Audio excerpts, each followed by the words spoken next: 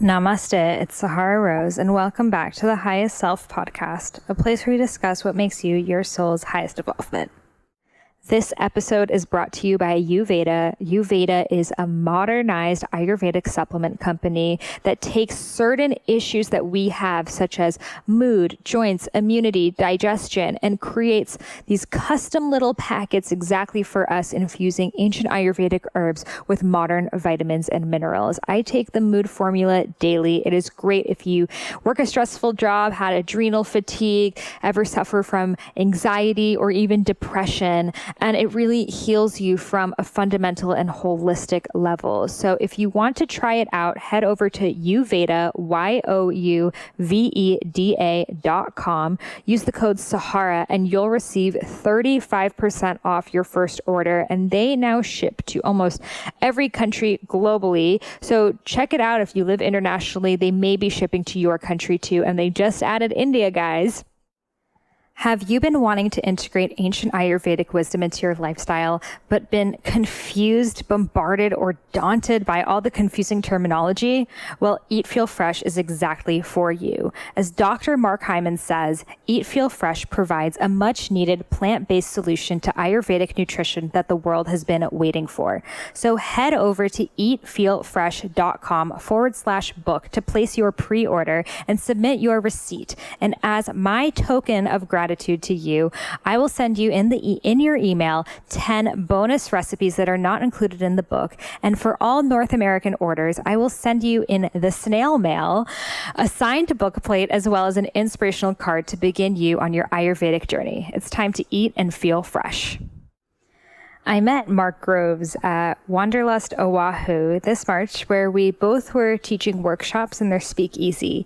And the moment Mark and I met, we could not stop talking about all things love and relationships. So I always tell people, if I wasn't whatever I am, Ayurvedic podcast teacher woman, I would for sure be a matchmaker, because I'm obsessed with love, obsessed with what makes people work together. Ask anyone that's ever been my roommate. I have helped all of my roommates find the loves of their life. I help everyone find the loves of their life. Like, if you're looking for someone, I'm gonna hook you up. Like, I love love, which is why my next book, I'm not gonna give you too many details, but there's gonna be some love involved and some other stuff. So I'm really excited to have Mark on the podcast. We recorded this episode a while ago before I got engaged. So I have to have him back for now, a post-engagement episode. But we talked about all things dating, online dating. How can you make it work? And I share with you a little personal story about online dating too. We talk about how to have clear communication with your partner, how to make time for a relationship, how to really look at gender roles in an empowering way while still honoring differences between females and men. So this is a really juicy episode. Mark Groves is a relationship coach, an expert. He is amazing. His Instagram is at Create the Love, and it's so good. So many great quotes he has on there that are all his. And that's actually, I realized when I had met him, I had just started following him 2 days before that. What are the odds? I had just randomly, I didn't even know he was teaching there because I just loved his quotes so much. So he is a really good example of a very conscious man. He's taken, unfortunately, ladies, but he's really able to teach us women how to look at relationships, because sometimes when it's like your girlfriends who are all in the same position as you giving you relationship advice, it can be hard because there's no one coming in from another perspective. So he gives us that male perspective, not that any one male can speak for all males, but he brings in that more masculine energy, but also really just how to be conscious about it and how to respect both partners. And I love what he says about online dating, because this is a massive way that a lot of us are meeting these days. I feel like there was a lot of stigma about it before, and now it's becoming the norm. I remember I watched this funny video on YouTube, and it was like 5 years ago, and it's these two couples on a date, like a double date. And one of the couples like, so how'd you guys meet? And they were like, oh, we met through online dating. And they were like, what? Online dating? Weren't you scared that he was going to be a rapist? How did you know that she wasn't going to be one of those girls who pretends they're someone else, catfishing you? Oh my God. And it's like all these questions and stuff. Like, I can't believe you guys met online. And it's like today. And then it's the same couple on a double date. And it's like, so how'd you guys meet? And it's like, oh, we actually met in person. And you're like, what? You met in person?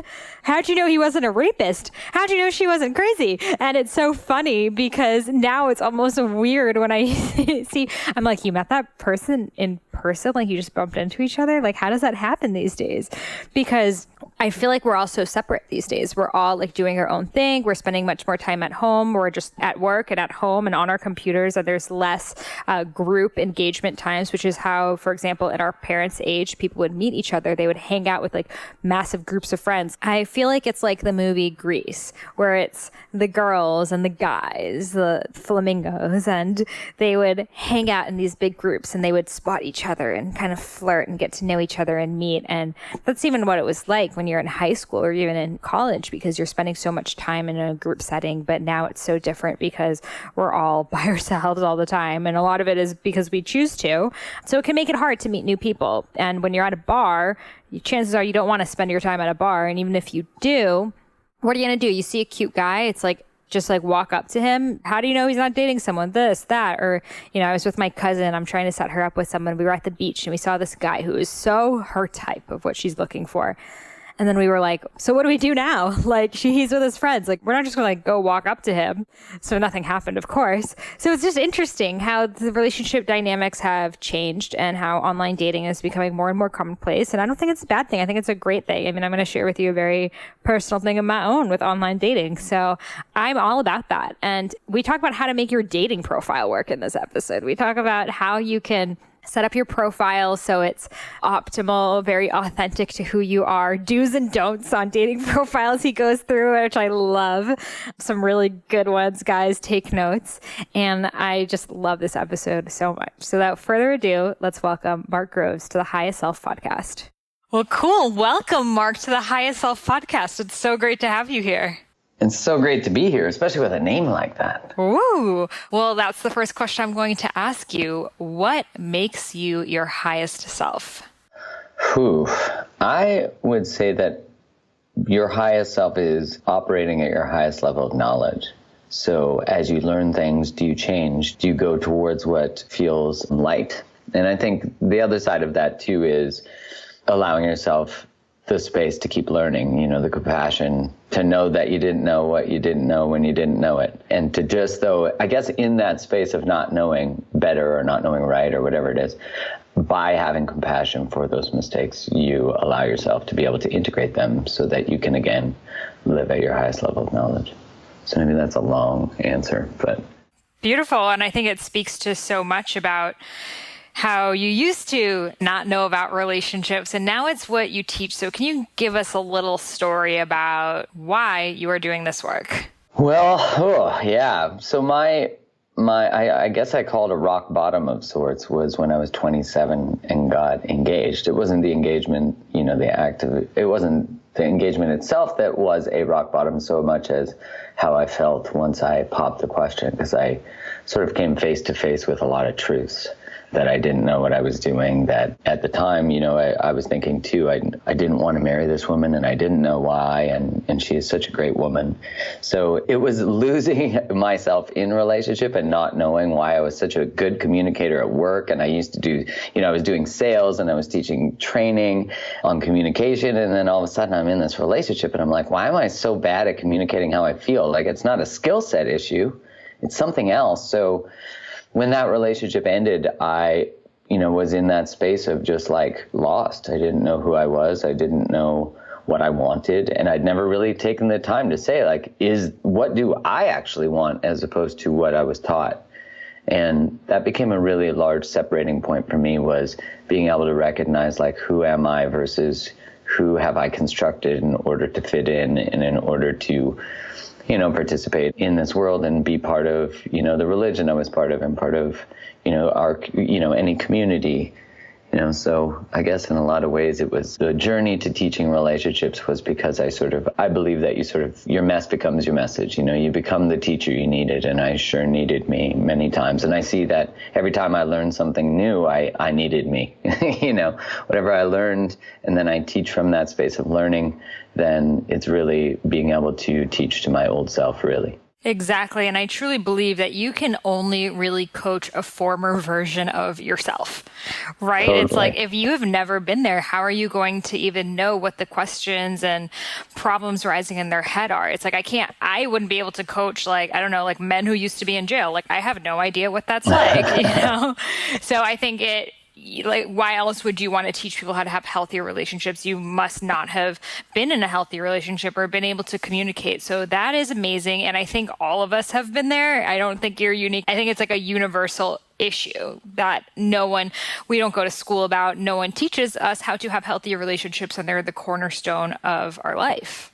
Absolutely. And, isn't that so fascinating that in the research too, it's so supported that the quality of your relationships will determine the quality of your life. And yet here we are sort of bumping around, not knowing exactly what we're doing. And our school systems are not for the most part, are not teaching these skill sets. And if you're good at relationship, if you master being great at romantic relationships, you will automatically be good at all relationships. You'll have a different relationship to your body. You'll have a different relationship to food. You'll have a different relationship at work too. Ooh, so I think yeah. It's such like a one, it's like you focus on this and you get it aligned, your relationship to yourself, your relationship to others, and you really will start to see alignment in everything. That is so true, because so many people come to me and they're like, oh, I'm having relationship issues. I can't find the one, And it's like, okay, how are you treating yourself? Are you being the person that you are seeking? And we're picturing this perfect partner who works out every day and has a great job and knows his purpose and, everything. And are we doing that? No, my gosh, right? We have this idea of what we want. I hear often people say I want someone who's honest, who communicates. And I'm like, well, are you doing that? Are you being honest with yourself? Totally, yes. And I think we kind of attract a partner who is where we are at. And I think that's really hard for people to take in. Yeah, especially when we keep attracting the same type of person. Mm-hmm. That we're like, why do I keep? Because you're supposed to say no to them, or you're supposed to invite them into a different place, which invites you into a different place by actually saying hey, what I really need from you, or hey, when you do that thing, it's not really a good fit for me, especially in the early dating process, right? Yes, exactly. We're attracting exactly that thing that we need to work on, and it's going to keep showing up for us in different people in different ways until we address the problem. Until we finally do, which when we do that, oh my gosh, it's amazing how much the world changes for us. Exactly. So this is a problem that I see. It's an epidemic, I would say. Or is it? I don't know. Maybe it's just here in LA. But I'm seeing a lot of my friends are single. And they're amazing people, at least in terms of my friendship with them. I've never been in a romantic relationship with them. And it seems to be what they all say is there's no conscious men out there. There's no guys who are into this stuff, and it's hard for me to find someone who I can fully speak to. So what do you say to these women? Well, first off, that's a pretty scarce mentality. You don't need guys, you just need one. So you just got to find one, unless you're polyamorous. It is LA. So then you might need more than one. But all joking aside, as you step into that space of starting to look at your own personal growth and it probably is fair to say that there are less men doing that specific type of work just because of the socialization that's allowed women, socially, it's more socially acceptable to be pursuing emotional intelligence and outside of the context of work, right? From a romantic perspective, that's not necessarily something that's celebrated for men, if that makes sense. For sure. And then the other side of it is that, we have Man Talks here in Vancouver, and that's a community that's like TED Talks for Men. It's founded by Connor Beaton. And it's a really cool event where men and women can go. And I've often heard men say it's so hard to find a woman who's doing this work and open, to these conversations. So I think it's more of a human issue in that we seem to find ways to hold ourselves back from connection, Right. It's not going to just show up the moment, it's not like The Secret. You're like, I want a red bike, and a red bike just comes to you. It's like you have to put in the work. And I really do believe that, fate needs to be intentional. Like, you need to put yourself in the direction of what you seek. And if you're still out of alignment or integrity in a lot of areas of your life, or even some, and that might even be like, well, I'll have this conscious one night, hookup, friends with benefits. Well, every time you're in your friends with benefits situation, you're now in a different place on the planet than you could be if you were actually saying to the universe, what I really want is a relationship. Well, would you be in that relationship? Totally, exactly. So, and it's interesting to see that the guys are saying the same thing, because I've only been a girl. So to me, I'm like, oh, it's just a girl issue that there aren't enough guys. But I do think that it is accurate that there are much more women diving into this, because it's like, for men, it's like, okay, focus on what is the most productive thing possible that's going to make me money. And like me going to a workshop on relationships, I'm not seeing an immediate reward for that. So it's not as high up as a priority for most men. Yeah, it doesn't feel like it, right? That's what the sense is.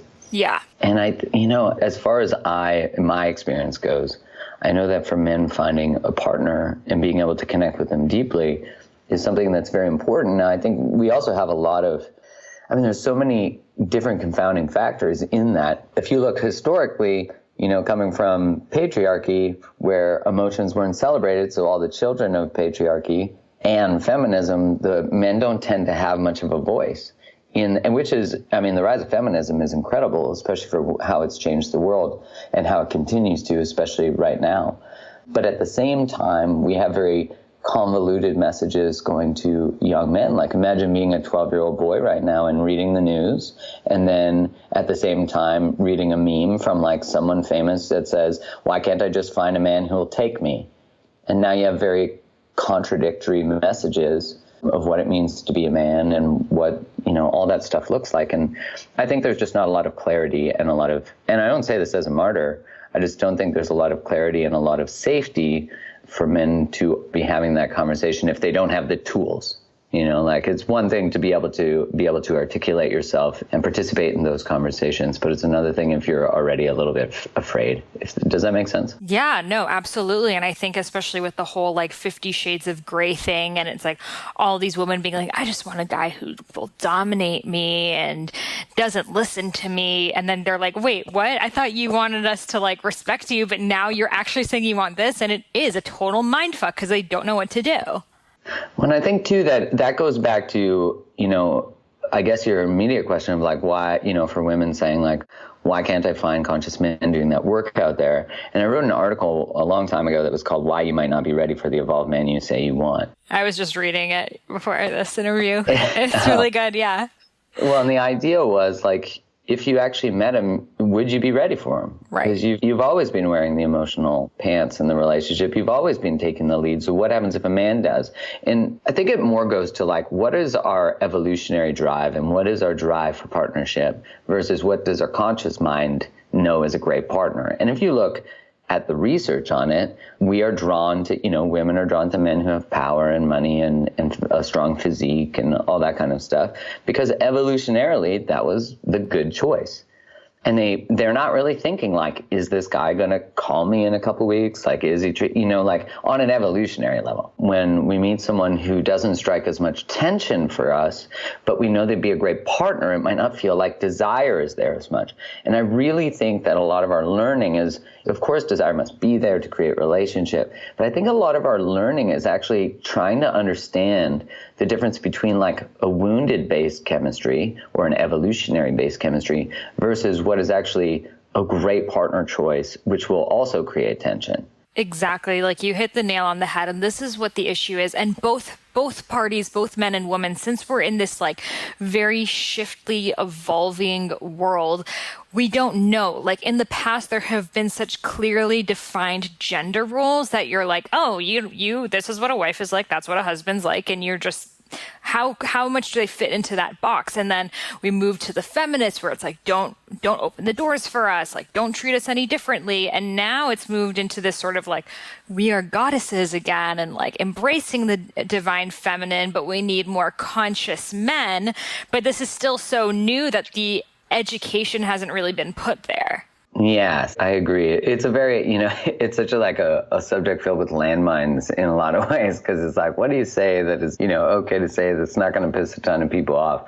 And I mean, I really do believe that that we're in sort of like a relationship revolution, in that, relationships, marriage more specifically, but relationally, relationships were more built on systems. They were more built on keeping a family together and rowing a farm and building a business, and you married the person at the farm next to your farm. Everything was very much more systemic. And now we're in a place where you can, in a lot of places, but not everyone has the pleasure of this, you could choose your partner, and not only that, you can marry them for love, and if they don't grow with you or you don't grow with them, you can end the relationship. But divorce wasn't even an option really before the 1960s. So when people say, oh, well, generations of the past took commitment more seriously, they didn't just leave when things got rough. Well, they also couldn't leave. So now we've created this narrative that what we want from a relationship and what we believe relationships are today is actually lesser than. And I so disagree with that. I think we actually are better at relationship today than we've ever been. I think that we're better communicators. I think we want more, but I also think we bring more. It's so true. I think we super idealize like, oh, I want a relationship like my grandparents. And it's like, your grandparents had no choice. They just had to deal with each other. But they made it work. But we judge a relationship based off of quantity versus quality. That's right. I said previously in past conversations, it's like we celebrate anniversaries, but we don't celebrate depth.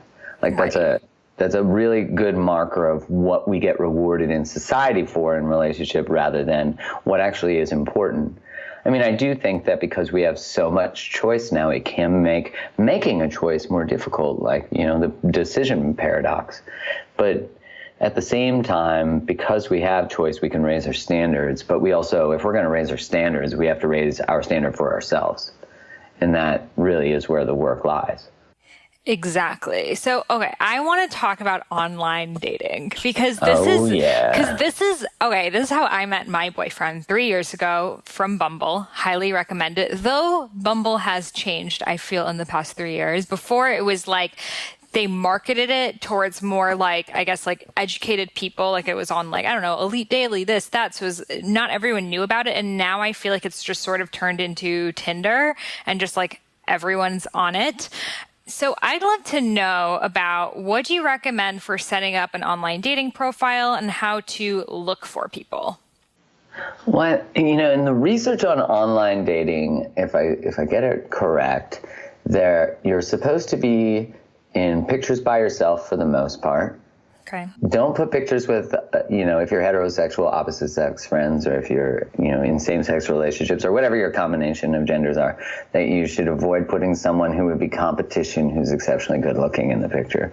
I read that. The other one is to have a picture with an animal, preferably a dog. That's good and an outdoors picture. Is this for guys or for girls? And it's for both. Okay. There's a lot of data on it. It's really an interesting. Mirror selfies was like actually a big no-no that should be just.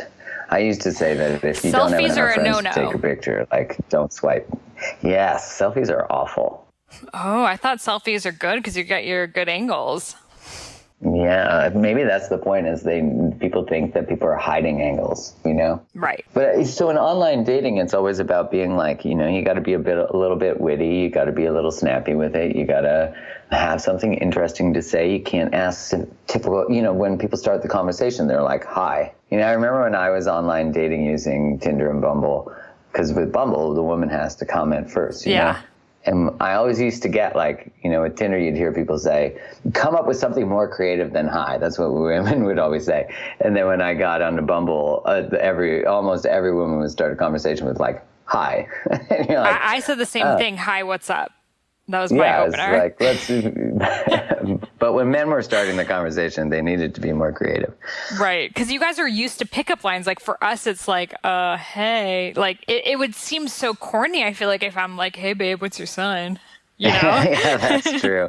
That's true. I think a really good way to do it is to pick something out of a picture and something that you wouldn't normally notice and ask them about it. That's a great way because it shows you're paying attention to something specific and you're inquisitive and you're asking something about something that someone else would not have started a conversation by. So you've already separated yourself from the group. So I think for girls, at least I can speak for myself, this hard to get thing is so implanted in our heads that I feel like if I were to like go through his picture and like be like, oh, I noticed that you da-da-da, like I would seem super desperate.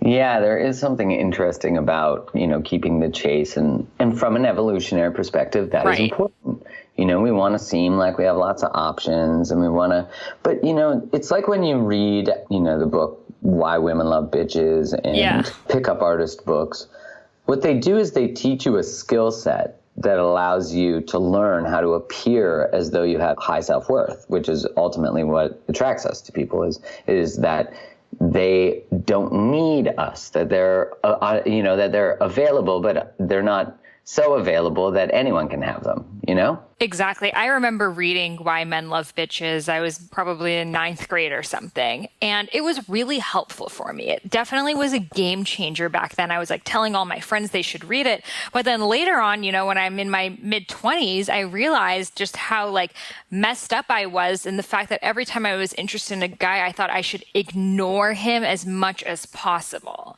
And then it's like, okay, you're just going to attract the people who are like turned on by a girl, ignoring them, and are like going for you as a chase. And that's what ended up like happening, And I was just like, I had to really rewire of like, if you like someone, you want to talk to them, it's okay to talk to them. Yeah, that you can actually initiate conversation.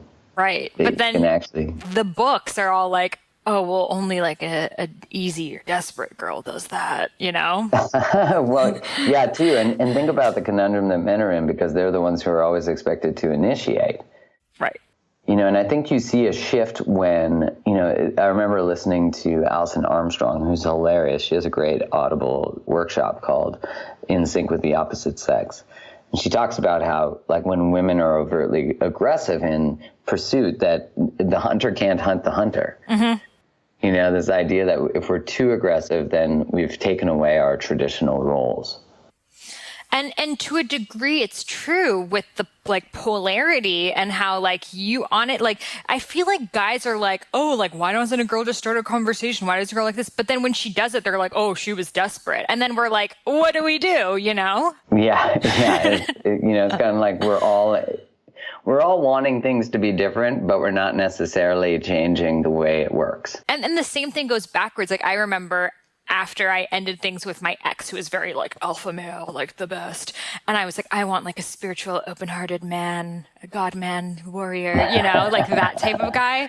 And I would find them, you just throw a tennis ball here in LA and you find one.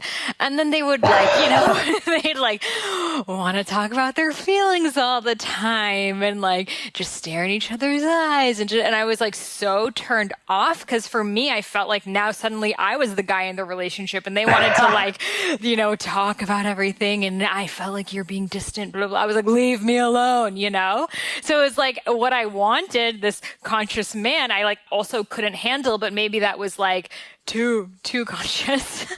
Yeah, you know what I think it is, because I really do, I really understand what you're saying, is that when emotion on either male or female side, but I would say it's more when a male does it, it comes across in an unassertive, sort of confident way. If it has this little edge of neediness, then all of a sudden it becomes a repellent to females especially. But I think both people experience this. Yeah. Like when a woman's emotions are not, when they're loose, when they're not mature. Mm-hmm. And that really does feel like when we haven't done the work And I think when we're also bypassing, we're too much into the spiritual woo-woo stuff and we're not really connected. Mm-hmm. Totally. And that's an important thing for people to discuss, because it just turns into like, oh, I see you, I hear you. It's all words. But when it like comes down to like, what is the foundation of this relationship? There's no core substance. Yeah, we want to be led. We want to be connected. We want to be, we want that tension to still exist. There still needs to be tension, but not an abusive or an unhealthy tension, but a tension that is like, we're both individuals and we both choose each other, but we're not going to lose ourselves in this. Mm-hmm. And I think that's just a really important aspect of relationship is like, how do I hold on to who I am and maintain a sense of freedom and be in this relationship? That's a good one. And the question that I want to ask you is, so for people who are in partnerships, let's say one of them is going on a more spiritual, personal development path, and the other one is not. And, they come back and they're like, oh my God, in my meditation, I saw this, or like I went to this workshop and I learned about that. And the other partner is like, oh, cool. But they feel like they can't, talk about that part of their lives. Would you suggest that they find someone who is totally on that path, or you don't both need to be on that path? I mean, it depends. If you still feel connection with your partner and you still really want, because I think a spiritual path, it's important for all of us to have a spiritual connection, a sense of purpose, connected to something that's greater than us. And I mean, when you're in a relationship and you're growing, if you have to repress that growth, it can get in the way of the growth of the relationship. Like if you feel like you have to hide who you are or walk on eggshells, then you're not going to feel very welcome in your relationship.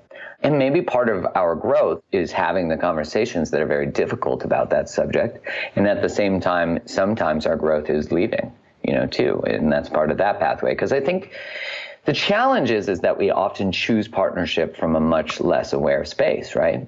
And then all of a sudden you're in a relationship and you're like, wait, I picked this when I had different values and I wanted different things from a relationship. Can this relationship change? Or you wake up to a relationship that's just not connected. And all of a sudden you're really in a conundrum, aren't you? Totally, yes. Yeah, because we are changing so rapidly, and it's like the person that, and it goes for both ways. They also might have felt like this is what happened to me. It was like, I was like, oh my God, this person, my ex, is not as spiritual as me. But also he's probably like, she's so weird now. She's also changed so much. So it's like you end up becoming two different people in the relationship that you really have to revisit. Like, okay, do we just love each other because we're used to each other? Or if I were to meet this person today, would I still choose them? Yeah, that is such a great question. Also knowing that your relationship agreements have likely shifted a lot. When you're in relationship with anyone, not just romantic, both of you actually validate each other's desire to be however you are. Like we have agreements, like you're going to be a certain way. I'm going to laugh at your jokes. My laughing at your jokes makes, you're funny. Like we have different ways of being. If we're both smokers and one of us quits smoking, now your mirror of me is now challenging. Totally. So if you're in a relationship and, you don't talk about a lot of stuff, you'd stay away from the spiritual subject. And then all of a sudden, one of the partners really starts to get into that stuff and starts to really embrace it. Then all of a sudden we have a mismatch in terms of what's relevant, and our identities are starting to be challenged. And often for the person who's being outgrown, in a sense, it doesn't mean they can't catch up. It's that often we'll push them away or reject them because they might be evidence of how we used to be, as where we can invite them to show up and grow with us. They're just going to at first be a little further behind. But I would say don't wait too long, to make that invitation, to have that conversation, to really allow them the opportunity to process, and also give them the choice. Say, is this something that's important to you? How do you think we can connect more? Our interests are dissimilar now. What ways do you love connecting? When do you feel most connected to me? And those are really important questions to ask ourselves about moments with them. And that way we can start to connect back to the places and to our partners if we want to, if that is a desire, and really move that relationship forward. Because as they start to feel more validated and more connected, they might open up to this new version of us, if that makes sense. Absolutely, yes. And also, like, someone else's spiritual practice may not look like a quote unquote spiritual practice. For them, that could be, like my boyfriend produces music. Like, that is his spiritual practice. When he is in his studio making Yes. music, that's when he feels connected to source. But how can I say, oh, you don't want to come to Kundalini yoga with me? Like, that's just not how he connects. So it's important for us to see, and, especially with men, it can look really different. It could be when they're building things. It could be when they're even playing a sport. That could be their practice. Yes, I love what you said about them being different formats, because sometimes as we're learning this new part of us and we're starting to express it, because they don't want to do it the same way, maybe a part of our new vulnerability feels rejected. Mm-hmm. And so what can happen is that can have us withdraw, because we feel like, hey, I just showed them this tender new piece of me, but because they don't echo the exact same thing, then I'm now feeling rejected internally too. Yes. And I feel like, in everyone who's in a relationship and in a spiritual path, there's this almost underlying, I don't know what it is, this tug that it's like, okay, if I'm going to do something that's really going to amp up my consciousness, let's say I'm going to sit in an ayahuasca ceremony or something like that, I feel like both partners need to do it together to stay on that same level. Because if I'm suddenly drinking ayahuasca and having this crazy experience and the other person's not, that could create a really big separation. Have you ever had this experience with any of your clients? Yeah, where some went down a deeply psychedelic path and the others didn't. And that was they expressed their lack of the amount of use, and that wasn't an original agreement in their relationship. There's a sort of excessive amount of drug exploration. Mm-hmm. And the other partner didn't want to stop and was on this path and so they separate spaces, and that happens with people. Yep, totally. And it's interesting because we get into those spaces of spiritual growth. And I know for me, when I first started down the path of spirituality, I really was quite extreme at first, because I was so excited to be connected to this part I'd allowed to just be asleep that I didn't know what I was missing. So I was so excited to convince everyone else to see the world the way I saw it. Mm-hmm. And then I started to realize that I was probably looking really crazy to my friends. And also that, to the ones who weren't on the same path. And also that I sort of rebounded back, and came back a little, I don't want to say to reality, but you sort of really overtly pursue it. And then you come back to, I think, a more grounded, integrative approach. Totally, yes. I mean, I was totally there, at the beginning, I felt like I needed to, dress spiritual and, do all of the things. I had this, app that would, remind me to, meditate throughout the day. And then you realize that it doesn't have to look that way. So sometimes your partner may go through that. Sometimes you may be going through that. And I see partners that, they're two totally different people and it works. And mm-hmm. others that are, the same person and it works. Yeah, I think really, it's all about how you match up and what you guys decide to create together. You can have two separate individuals and the relationship is separate from the individuals. And that way it's this separate container that you can decide what is the container going to look like, what are the agreements. And if you have red flags and things that are non-negotiables, you need to stand in those truths, because staying in a relationship and not honoring a non-negotiable or a red flag is just going to hurt you in the long run.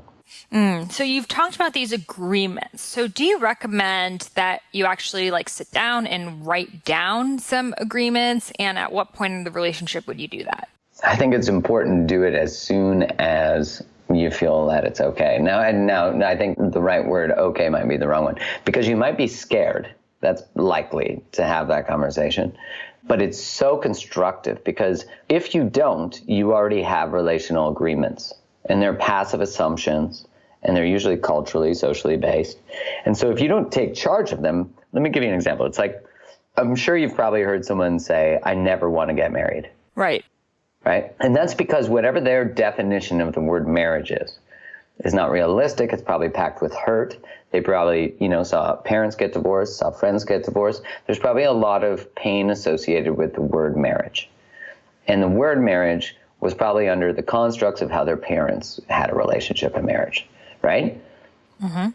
And so whenever anyone says that to me, I just say, redefine the word.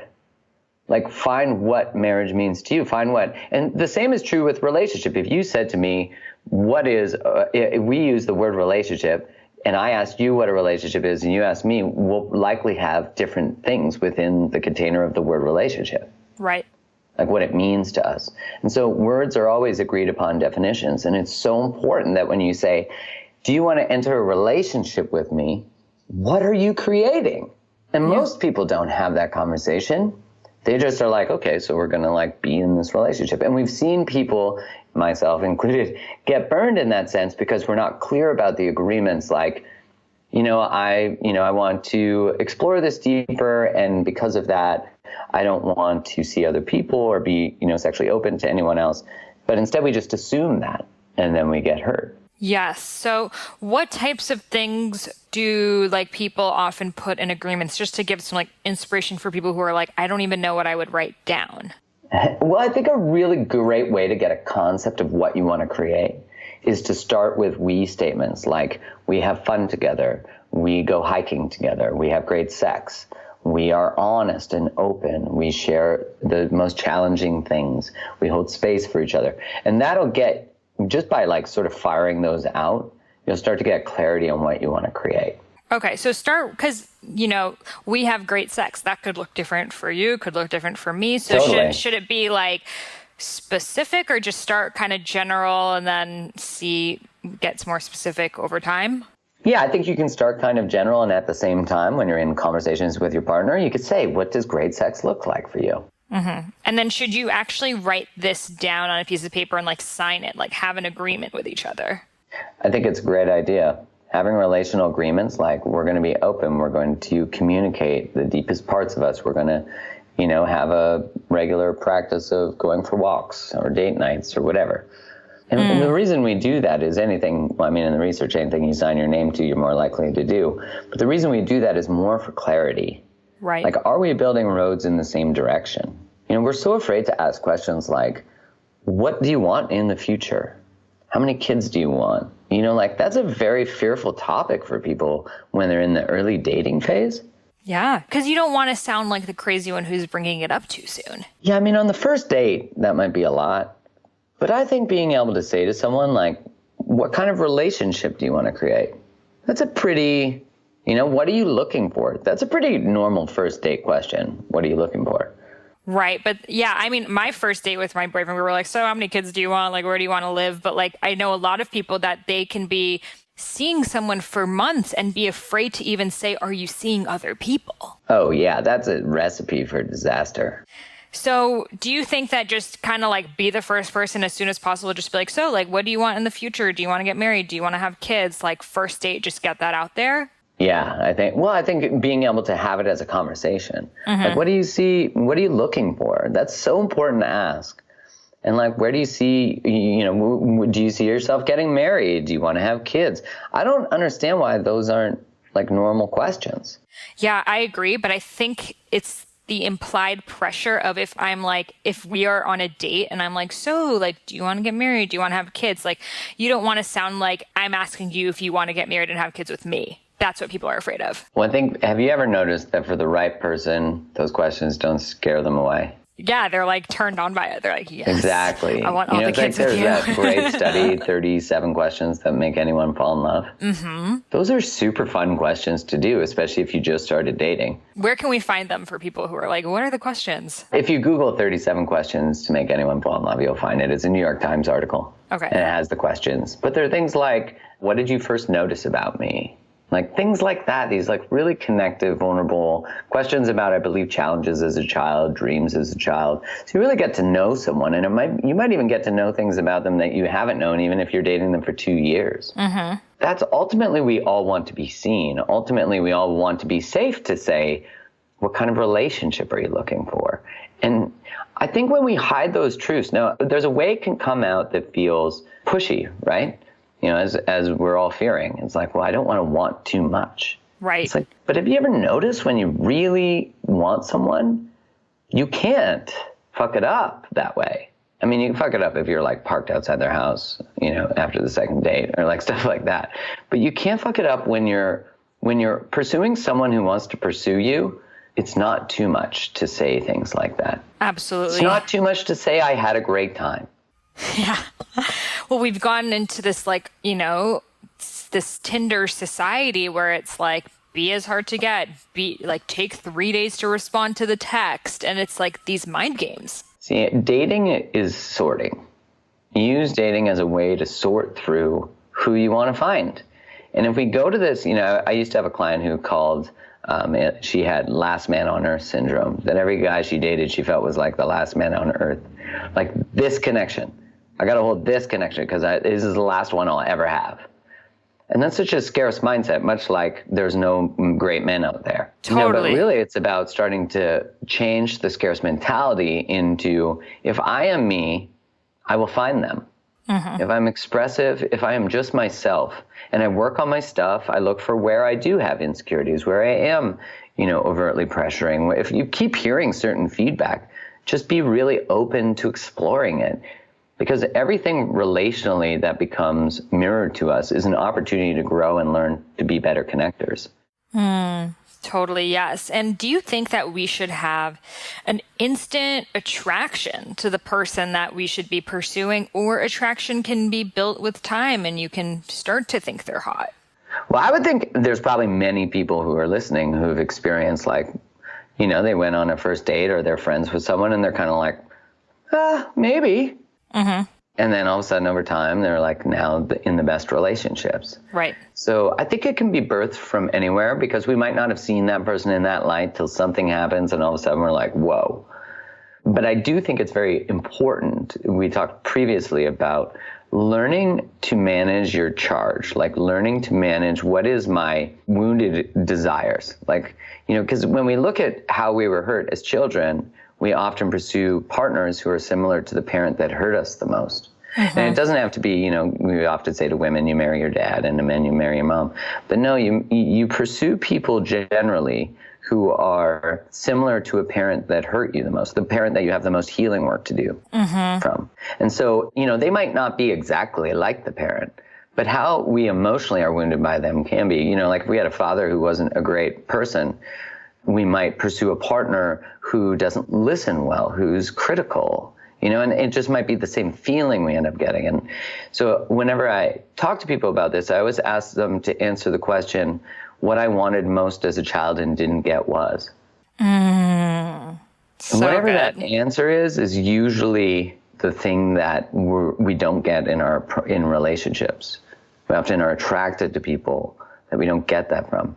Now, the opposite can happen. We can choose people who give us too much of that. So if we didn't get attention, we might pick people who are smothering and controlling or something along those lines. So it's really about finding balance, obviously, between the two.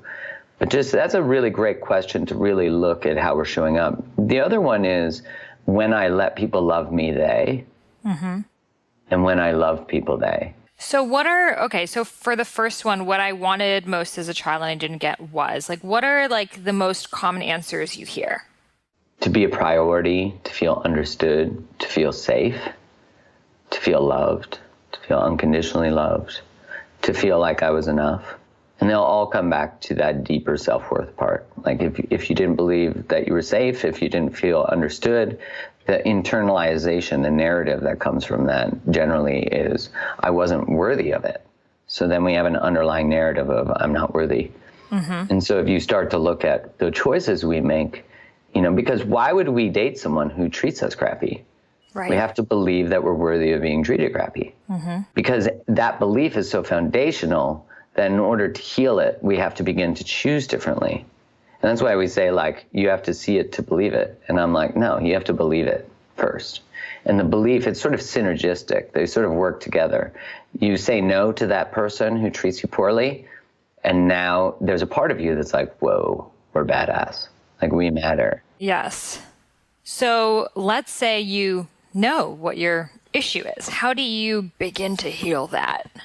Well, one of the things that I used personally on myself was that I would ask myself, if I was enough, what would I do? And then I had to do that thing. So that's like the level of commitment I made. It was like, if I was enough, what would I do? So can you give an example of like when you would use that situation? So if you're just starting to date someone, or even if you're in a long-term relationship, But if you're just starting to date someone and you're like, should I message them? Should I talk to them about this thing? Mm-hmm. And then you just go, if I was enough, what would I do? And sometimes that means not texting them and not talking about that thing. And it's just about connecting to that part of like, whoa, if I was enough, I would say something here. And that's why you can use that in a long-term relationship. It's like, oh, I really was hurt when that happened. If I was enough, what would I do? I'd talk about it. I'd share, So good. So good. It really all comes down to self-worth. And self-worth, I feel like, is the reason why, not just in relationships, but like I've been really studying, like, why do people not go after goals? And again, it's because they feel like it's not worth their time to achieve the goal because they're not going to make it because they're going to fail. And it comes back down to the self-worth. Totally. Like as we do it, as we learn, as we start to uncover that the choices we make determine what we believe. And that's so quick to change, right? Like you could just make a different food choice or an exercise choice, and you've already rapidly changed what you believe about yourself. Too good, too good. Okay, so for people out there who are like, oh my God, I want to find someone, I don't want to do the online dating thing, how do you recommend they find someone, or just like live your life and it will happen? I think it's a bit of both. You have to put yourself in the way of fate. You can't meet them from the couch if you're not online dating. Right. And it's by doing activities that you love, going on new adventures, putting yourself in places you wouldn't normally be, taking a different way to work, going to a different coffee shop, striking up conversations. It's really like, imagine if you started every day, like, I'm open to miracles happening. I'm open to meeting my person soon. And that's it. Totally, and yes. And when you meet someone who's not your person and they don't call you or they don't text you or follow up, you just go, not my person. Amazing. Making space for my person. And you start to see it from that perspective. Absolutely. Because I feel like in my experience, it's like when it's that right person, there's no waiting, there's no games. It's like, oh my God, I am so into you. And there's no holding back. No, there isn't, right? It's right. Like this beautiful experience where you are able to be open, you're able to communicate, and you really get this healing space where you begin to say, if I was enough, what would I do? And you do that thing, and they hear you. Mm-hmm. And all of a sudden, their healing might be to hear you. Exactly. And yeah, what I did before I met my boyfriend was I drew a picture and I wrote on a piece of paper exactly what I was looking for. And I wrote down like the age range, like what are the types of things he has for work? What do we do on the weekends? Like I wrote everything. And I was like, universe, God, Pachamama, whoever's listening, this is the only person I want. And I don't care if I am 73 years old until I meet him. Like this is the only person I want, and like really holding out the space, because I feel like, and that helped me because then if I came across someone and it wasn't the person in the picture, I knew not to waste my time. Whereas before I would be like, oh, I don't know, who knows, where could it go? And then it was like clear that there were some blatantly obvious things that it was not what I was looking for. Yeah, isn't it really interesting? It always works out. Mm-hmm. It always works out the way it's supposed to. I know my partner and I, Kylie, I wrote out what I was looking for as well and what I was willing to do to get that person. That's good. And like live in my integrity, be honest, not pursue connections that weren't the connection. And then the night I wrote her, because I met her on Instagram, the night I wrote her, she had written out what she was wanting too. Wow. And it was like a couple months after I wrote mine. And she's like a coach also, right? Yeah. She talks about emotions and relationships too. Oh my God. So beautiful. Okay. So the last question I want to ask you is something that I think a lot of us struggle with in this day and age. I struggle with it too. And it's making time for your relationship. You might have someone, things are great. You're just both so busy. What do you recommend? Making the time to connect in whatever way you can. If that means, hey, what I need from you in order to feel connected is a FaceTime call, every day. Or what I need to feel connected from you is a good morning text or a good night text or both. And if you're creating a relationship, you have to be able to create it together. There is some time that you need to be able to create to be together. So if you notice that you're starting to abandon what you truly want from a relationship in order to be in one where they seem to not have a lot of time, then it's important to start to communicate that, because I think a lot of the times it's easy for very busy people to also use that as a reason to be avoiding intimacy and connection. It's easy to say I'm busy and then not get more vulnerable and more deep in your relationship, where we sort of like consistently use these socially acceptable tricks to control the depth. Because I said that question earlier, when I let people love me, we use all the tricks in the world to not go past that place where we know the inevitable. Because a lot of people will say, when I let people love me, they hurt me, they leave me, they reject me, they abandon me, they physically hurt me. So there can be so many different answers to that question. They're often not positive, for the most part, because we live in a fear of hurt when we love. And so if we can start to understand what is our limit, what's our edge, what's the part like where I know I might get hurt, and so I use all my subconscious tricks in the world to avoid that depth. That's really the trick of being in relationship, is beginning to see all the things that we use to avoid death. Beautiful. Yes. And relationship truly is. It's your biggest spiritual teacher, and it's going to bring out all of the things that you have been hiding and that you need to bring to the surface. And that, we're going to choose that partner who's going to be able to make us happier than anyone else, and also can piss us off more than anyone else. And that is the duality. And that's what allows for the most level of growth. Well, if you thought you had it all figured out single, get in a relationship, because you'll be taught very quickly that you don't. I love that about relationship, is if you're willing to sign up for a relationship that invites you to grow, you can always be on your edge. You can always be loving on this part of you that is opening up past the place you last time got hurt. And that's beautiful, because then you don't know the outcome. And if you don't know the outcome, then that means you're in new water. Definitely. Yes. And they say, intimacy is into me, I see. You're just going deeper into yourself, and that person is just your profound mirror. Yes. Oh my God. To be seen by another. I think giving love is fairly easy. We all know how to give love. But to actually receive love, to actually stand across from someone and to actually fully let them in, that's a very rare gift. Yeah. Even like me and my partner try, okay, you massage me without me trying to massage you back. And we just can't do it, because we're so used to if someone's touching you, you touch them. And even that's the practice of OM, orgasmic meditation, is one person is fully receiving and one is fully giving. And it's so hard for us to receive. Isn't that interesting? Because in order to receive, we have to believe we're worthy of it. Totally. And so receiving sort of changes our beliefs too. And when we accept a compliment, we're changing our beliefs. Exactly. It's this law of reciprocity that's so deeply ingrained in our heads. From the moment that we're kids, someone does something nice to you, you do something nice right back. And it's a beautiful law and it's great. But then sometimes in relationships, it can turn one-sided very easily, because we're let me give. And it's how can I step back and be now let me acknowledge my partner giving? Because especially with men, they actually really want to give and want to provide, but we so quickly are oh no, don't do that for me, or I'll do it back. And it's no, let them just be that puppy who brings you home that dead animal and be thank you for that dead animal. It's beautiful. Yeah, we want to have a space in your life. Yes. And to be important, and just like women want the same, to get the same back. That's why I think it's more of a human experience. But you're right, men want to have a purpose in a woman's life. My partner often just gives me jars to open, even though I know she can open them. I'm more than happy to open them, because I feel oh yeah, I got it. I got the jar duty. Amazing.